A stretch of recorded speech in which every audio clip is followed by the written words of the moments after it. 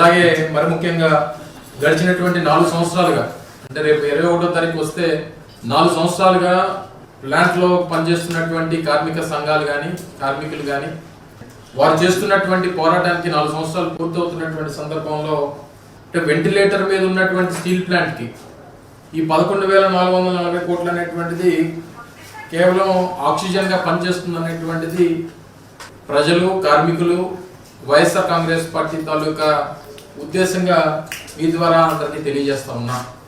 అయితే దీనికి సంబంధించి ఎప్పుడైతే జనవరి 21, 2021 సంవత్సరంలో ఇప్పుడున్నటువంటి భారతీయ జనతా పార్టీ ఎన్డీఏ ప్రభుత్వం స్టీల్ ప్లాంట్ని 100% డిజిన్వెస్ట్మెంట్ వైపు ప్రైవేటైజ్ చేయాలనేటువంటి నిర్ణయాన్ని తీసుకున్నాం.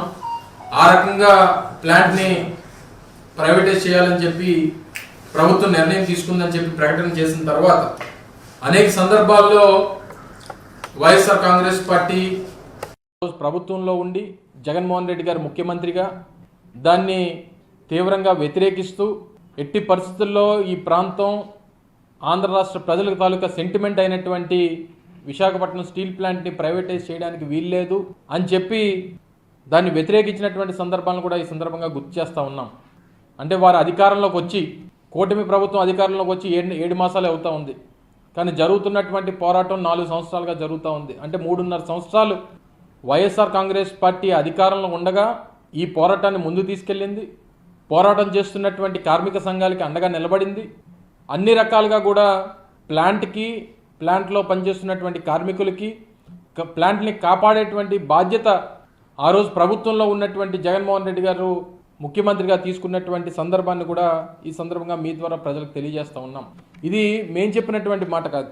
నిన్న కేంద్ర మంత్రి కుమారస్వామి గారు వారు ఇచ్చినటువంటి ప్రెస్ బ్రీఫింగ్లో 2018, 19, 2021, 22, 2021 2 సంవత్సరాలు కూడా స్టీల్ ప్లాంట్ లాభాల్లోకి వచ్చింది. 930 కోట్ల రూపాయలు 2020-21 సంవత్సరంలో లాభాలు ఆర్జించింది విశాఖపట్నం స్టీల్ ప్లాంట్. 2021 జనవరి 21వ తారీఖున దీన్ని ప్రైవేటైజ్ చేయాలని చెప్పి ఆ రోజు ప్రభుత్వం నిర్ణయం తీసుకుంది. తీసుకున్నటువంటి నిర్ణయాన్ని ఏదైతే స్టీల్ ప్లాంట్కి సంబంధించినటువంటి డిజిన్వెస్ట్మెంట్ కోసం తీసుకున్నటువంటి నిర్ణయాన్ని అప్పుడున్నటువంటి ప్రభుత్వం తీవ్రంగా వ్యతిరేకించింది. వ్యతిరేకించి అదే సంవత్సరం మార్చిలో జరిగినటువంటి శాసనసభ సమావేశాల్లో ఎట్టి పరిస్థితుల్లో విశాఖపట్నం స్టీల్ ప్లాంట్ ప్రైవేటైజ్ చేయడానికి వీల్లేదు అని చెప్పి శాసనసభ కూడా ఒక తీర్మానం చేసి పంపించింది అనేటువంటి విషయాన్ని కూడా వారు మాట్లాడినప్పుడు చెప్పడం జరిగింది. మీరు అందరూ కూడా చూస్తున్నారు. ఆ రోజు జరిగినటువంటి శాసనసభలో జరిగినటువంటి చర్చలో కూడా అప్పుడున్నటువంటి మా పరిశ్రమల శాఖ మంత్రి గౌతమ్ రెడ్డి గారు ఆ తీర్మానాన్ని ప్రవేశపెడితే ఆ తీర్మానాన్ని బలపరుస్తూ మాట్లాడినటువంటి అవకాశం కూడా ఆ రోజు శాసనసభలో నేనే దాన్ని బలపరుస్తూ మాట్లాడడం, దాని తర్వాత శాసనసభ దాన్ని ఆమోదించినటువంటి ఆ తీర్మానాన్ని కేంద్ర ప్రభుత్వానికి పంపించి ఇది రాష్ట్ర ప్రజల తాలూకా ఉద్దేశం, రాష్ట్ర శాసనసభ రాష్ట్ర ప్రజలు 5 కోట్ల మంది ప్రజల తాలూకా ఉద్దేశం ప్రైవేటైజ్ చేయడానికి వీల్లేదు అని చెప్పి ఏదైతే చెప్పినటువంటి దాని ప్రకారం ఆ రోజు నుంచి ఆ పూర్తి స్థాయి ఒత్తిడి మాకు ఆ రోజు ప్రభుత్వం నుంచి ఉంది అనేటువంటి విషయాన్ని కూడా నిన్న కుమారస్వామి గారు వారి మాటల్లో చెప్పినటువంటి విషయాన్ని మరొకసారి గుర్తు చేస్తూ ఉన్నాం. అయితే ఇంతమంది ప్రాణత్యాగాలతో స్టీల్ ప్లాంట్ని ఆ రోజు ఏర్పాటు చేసుకున్నప్పుడు జరిగినటువంటి పోరాటంలో చేసినటువంటి ప్రాణత్యాగాలు, ఈ ప్రాంత ప్రజల తాలూకా సెంటిమెంటు, ఇంత పెద్ద ఎత్తున జరుగుతున్నటువంటి ఈ పోరాటంలో ఏదైతే ప్లాంట్ కార్మికులు కానీ లేదా ఈ ప్రాంత ప్రజలు కానీ అందరూ ఏదైతే కోరుకున్నారో, ఏదైతే ఆశించారో 7.2 మిలియన్ టన్ కెపాసిటీ ఉన్నటువంటి ప్లాంట్ ఈరోజు కేవలం 4.2 మిలియన్ టన్ కెపాసిటీతో ఈరోజు పనిచేస్తూ ఉంది. 20,000 మంది కార్మికులు ఉండాల్సినటువంటి కెపాసిటీ ఈరోజు కేవలం 12,000, 11,000తో నడుస్తూ ఉంది. ఒక పక్క 11,440 కోట్ల రూపాయలు ప్యాకేజ్ ఇస్తున్నామని చెప్తా ఉన్నారు. గతంలో ఒక 500 కోట్ల రూపాయలు ఒక 4-5 నెలల క్రితం 500 కోట్ల రూపాయలు ప్యాకేజ్ ఇస్తే అది కొంత జిఎస్టీకి వెళ్ళిపోయింది. ప్లాంట్లో ఉన్నటువంటి కార్మికుల తాలూకా పిఎఫ్ డబ్బు కానీ లేదా థ్రిఫ్ట్ సొసైటీకి సంబంధించినటువంటి డబ్బు కానీ ఇదొక 1,100 కోట్ల రూపాయలు ఉంటే దీన్ని బ్యాంకులకు చెల్లించేటువంటి కార్యక్రమం చేశారు. నాకున్నటువంటి సమాచారం మేరకు ఈ 1,100 కార్మికులకు సంబంధించినటువంటి డబ్బు కానీ లేదా గతంలో ఒక 500 కోట్ల రూపాయలు ఇచ్చినటువంటి 1600 కోట్ల రూపాయలు కూడా ఈ ప్రకటించినటువంటి 11,440 కోట్ల రూపాయల్లో మినహాయించుకొని 9,800 కోట్ల రూపాయలు ప్యాకేజీ ఇవ్వబోతా ఉన్నారన్నటువంటిది మాకున్నటువంటి సమాచారం. మరి గతంలో ఇంత 1,600 కోట్ల రూపాయలు వచ్చినటువంటి డబ్బు ఇచ్చినప్పుడే మీరు కార్మికులకి గతం నుంచి 3 నెలల నుంచి జీతాలు లేవు, పూర్తి స్థాయి నడవాల్సినటువంటి ప్లాంట్ పూర్తి కెపాసిటీలో నడవట్లేదు. ఈరోజు హౌస్ రెంట్ అలవెన్స్ ఏదైతే ఉందో ఆ అలవెన్స్లు కట్ చేశారు.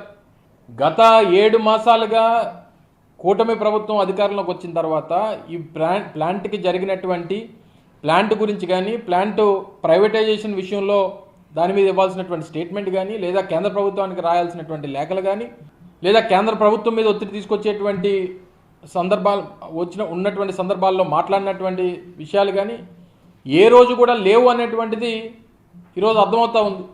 మరి ఇంత పెద్ద ఎత్తున నిన్న కాక మొన్న 8వ తారీఖున విశాఖపట్నంలోనే పెద్ద సభ జరిగింది. నేరుగా ప్రధానమంత్రి గారు సభకు విచ్చేశారు. అదే సభలో ముఖ్యమంత్రి గారు ఉన్నారు. మరి ఇవన్నీ ఇంత పెద్ద ఎత్తున ఇన్ని లక్షల మంది సమక్షంలో జరిగినటువంటి సభలో ఎందుకు ఈ ప్రకటన చేయలేదు? దీనికి అంటే అనేక అనుమానాలకి ఇదంతా కూడా తావిస్తూ ఉంది. ఎందుకు చేయలేదు? ఒకవేళ నిజంగా మీకు ప్రధానమంత్రి మోడీ గారన్నా, లేదా రాష్ట్ర ముఖ్యమంత్రి చంద్రబాబు నాయుడు గారన్నా, వీరంతా కూడా రాజకీయ నాయకులు, రాజకీయాల్లో ఆరితేరినటువంటి వాళ్ళు. దీని నుంచి నిజంగా రాజకీయంగా లబ్ధి పొందుదాం అన్నటువంటి ప్రయత్నం, ఆలోచన ఉండుంటే ఎందుకు ఆ ప్రకటన ఆ రోజు 8వ తారీఖున చేయలేదు? మీరు ఇప్పుడు ఇస్తున్నటువంటి ఈ ప్యాకేజీకి వెనక ఉన్నటువంటి మతలబ్ ఏంటి? సరే, ఇందాక నేను చెప్పినట్టు ఇదేదో వెంటిలేటర్ మీద ఉన్నటువంటి పేషెంట్కి ఆక్సిజన్ అందించినట్టు అవుతుంది. అందులో ఏ రకమైనటువంటి అనుమానం లేదు. ఏదో వేడి నీళ్ళలో చల్లనీళ్ళ పనికొస్తుంది. ఈరోజు ప్లాంట్ మీద ఉన్నటువంటి లోన్స్ ఆల్మోస్ట్ 25,000 కోట్ల రూపాయల లోన్స్ ఉన్నాయి. ఈరోజు ప్లాంట్ని నడపాలంటే క్యాపిటల్ ఎక్స్పెండిచర్ కావాలి. నిన్న వారు విడుదల చేసినటువంటి ప్రెస్ ఇన్ఫర్మేషన్ బ్యూరో విడుదల చేసినటువంటి ఈ ప్రెస్ రిలీజ్లో ఉన్నటువంటి ఈ 4 పేరాల్లో ఎంతైతే ఇవ్వబోతా ఉన్నామో 11,440 కోట్ల రూపాయలు, ఇందులో 10,300 కోట్ల రూపాయలు ఈక్విటీ కింద ఇస్తాం, అండ్ ప్రిఫరెన్షియల్ షేర్ క్యాపిటల్ కింద 1,140 కోట్ల రూపాయలు ఇస్తామన్నటువంటిది మెన్షన్ చేశారు. గతంలో కూడా రాజశేఖర రెడ్డి గారు ముఖ్యమంత్రిగా ఉన్నప్పుడు ఒక 5,000 కోట్ల రూపాయలు ఈ ప్రిఫరెన్షియల్ షేర్ క్యాపిటల్ కింద అప్పట్లో ఇవ్వడం జరిగింది. గతంలో పివి నరసింహరావు గారు ప్రధానమంత్రిగా ఉన్నప్పుడు ఒక 2,000 కోట్ల రూపాయలు ప్రిఫరెన్షియల్ షేర్ క్యాపిటల్కి ఇవ్వడం జరిగింది. ఇవన్నీ కూడా ప్రిఫరెన్షియల్ షేర్ క్యాపిటల్స్ అనేటువంటివి గతంలో అనేక సందర్భాల్లో అనేక ప్రభుత్వాలు ఇచ్చినప్పుడు, గతంలో వాజ్పేయి గారు ఉన్నప్పుడు ఒక 1,300 కోట్ల రూపాయలు అంతా ఇవ్వడం జరిగింది. ఇవి ఇవ్వడం ఒక 10 ఏళ్ళ తర్వాత 5 ఏళ్ళ తర్వాత దాన్ని తిరిగి కట్టేసేటువంటి బాధ్యత, మళ్ళీ ప్లాంట్ తీసుకొని మళ్ళీ తిరిగి కట్టేసేటువంటి బాధ్యత తీసుకునేవి.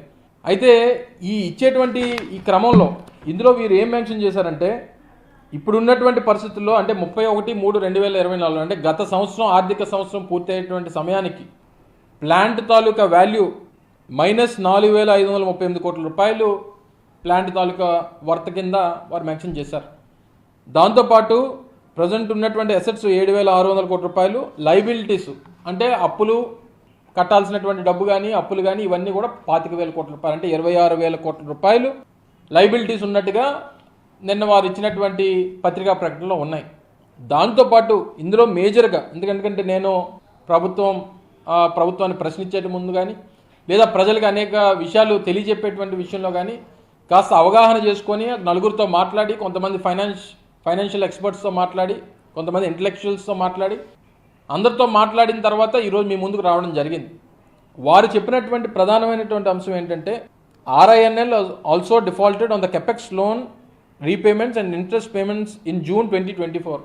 అంటే ఇప్పుడు ఉన్నటువంటి పరిస్థితుల్లో స్టీల్ ప్లాంట్ కట్టాల్సినటువంటి అప్పులు కూడా, తీసుకున్నటువంటి అప్పులు రీపేమెంట్ కూడా చేయలేనటువంటి పరిస్థితిలో ఉంది, డిఫాల్ట్ అయిపోయింది, అది కూడా కట్టలేనటువంటి పరిస్థితిలోకి వచ్చింది, ఇన్సాల్వెన్సీలోకి వెళ్ళిపోయేటువంటి ప్రమాదం ఉంది, NCLTకి వెళ్ళిపోయేటువంటి ప్రమాదం ఉంది అనేటువంటి పరిస్థితికి ఈరోజు, అంటే ఒక కేంద్ర ప్రభుత్వ రంగ సంస్థ, దేశంలోనే అత్యంత ఉన్నతమైనటువంటి పేరుగాంచినటువంటి RINL ఈరోజు ఈ పరిస్థితికి వెళ్ళిపోతే రేపు దేశంలో మిగిలినటువంటి పరిశ్రమలు కానీ, లేదా దేశంలో ఒక కేంద్ర ప్రభుత్వ రంగ సంస్థ ఈరోజు ఈ పరిస్థితికి వెళ్ళిపోతే రేపు దేశం తాలూకా ఇమేజ్ బ్యాంకులో దీంట్లో కానీ లేదా ఇతర దేశాల విషయంలో కానీ కేంద్ర ప్రభుత్వ రంగ సంస్థలనే కాపాడలేనటువంటి పరిస్థితిలో దేశం ఉంది, భారతదేశం ఉంది అనేటువంటి పరిస్థితి ఎక్కడ వస్తుంది అనేటువంటి ఉద్దేశంతో మేము ఈ రివైవల్ ప్యాకేజ్ ఇస్తున్నట్టుగా ప్రకటన అర్థమవుతా ఉంది అనేటువంటిది కొంతమంది ఫైనాన్షియల్ ఎక్స్పర్ట్స్ చెప్పేటువంటి అంశం.